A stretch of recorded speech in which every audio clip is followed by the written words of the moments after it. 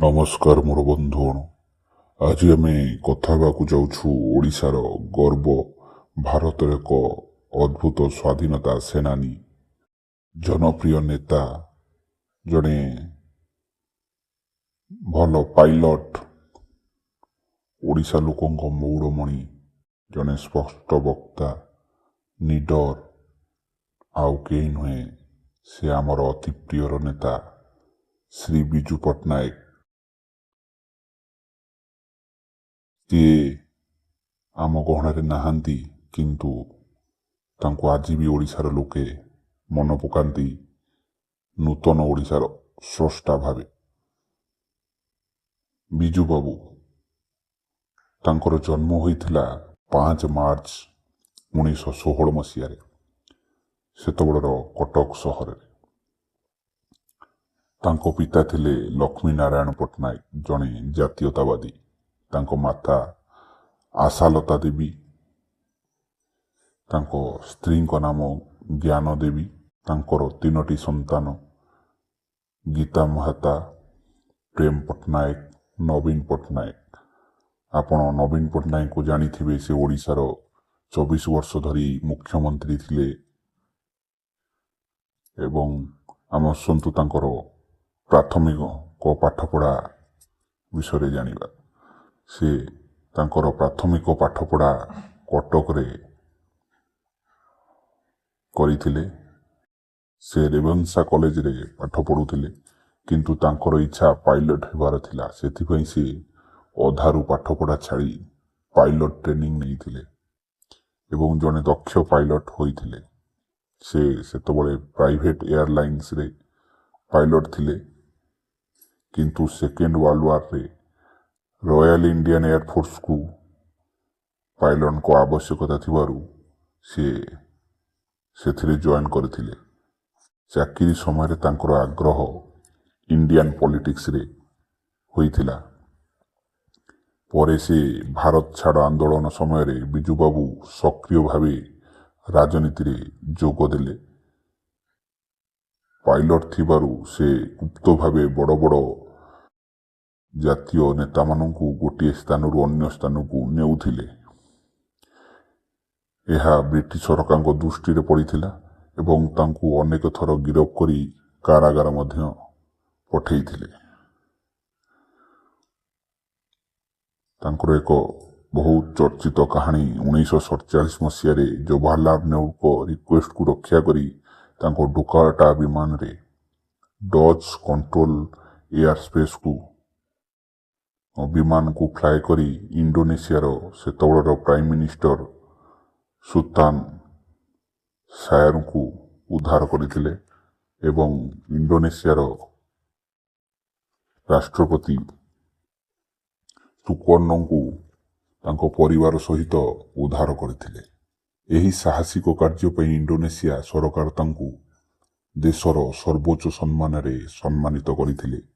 ତାଙ୍କୁ son of soil ବା ଭୂମିପୁତ୍ର ସମ୍ମାନରେ ସମ୍ମାନିତ କରିଥିଲେ।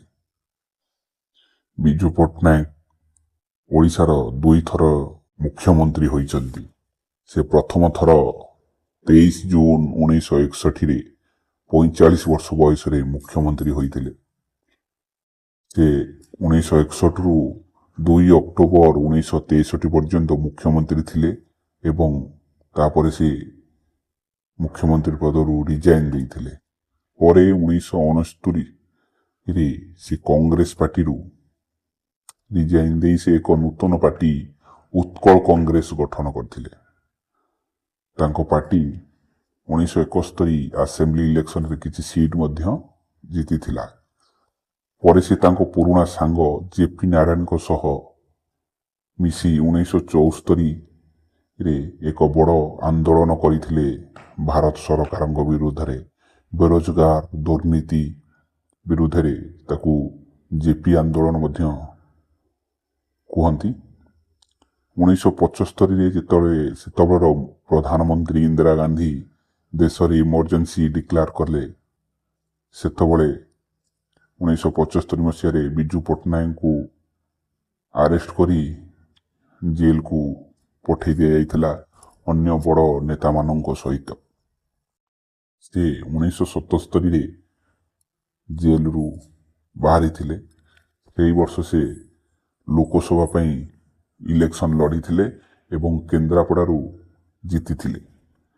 ସେ ପରେ ତାଙ୍କୁ ୟୁନିୟନ ମିନିଷ୍ଟର କରାଯାଇଥିଲା। କେନ୍ଦ୍ରରେ ଷ୍ଟିଲ ଏବଂ ମାଇନ୍ସର ସେ ମିନିଷ୍ଟର ଥିଲେ ଏବଂ ମୋରାରଜୀ ଦେଶାଇ ଏବଂ ଚରଣ ସିଂଙ୍କ ସମୟରେ ସେ ୟୁନିୟନ ମିନିଷ୍ଟର ଥିଲେ। ତାଙ୍କ ଗଭର୍ଣ୍ଣମେଣ୍ଟ 1979 ପର୍ଯ୍ୟନ୍ତ ଥିଲା। ତାପରେ ସେ ପୁଣି 1980 ଏବଂ 1984ରେ ସେଇ ଜନତା ପାର୍ଟିରୁ କ୍ୟାଣ୍ଡିଡେଟ୍ ହୋଇ କେନ୍ଦ୍ରାପଡ଼ାରୁ ଇଲେକ୍ସନ ଜିତିଥିଲେ।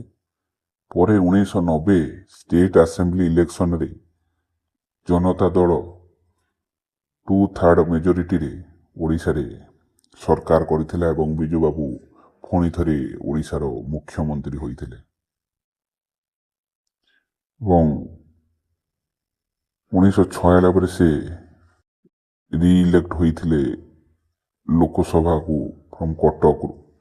ସେ ଜନତା ଦଳ କ୍ୟାଣ୍ଡିଡେଟ୍ ହୋଇଥିଲେ। 7 ଏପ୍ରିଲ 1997ରେ ହାର୍ଟ ରୋଗରେ ଆକ୍ରାନ୍ତ ହୋଇ ତାଙ୍କର ମୃତ୍ୟୁ ହୋଇଥିଲା।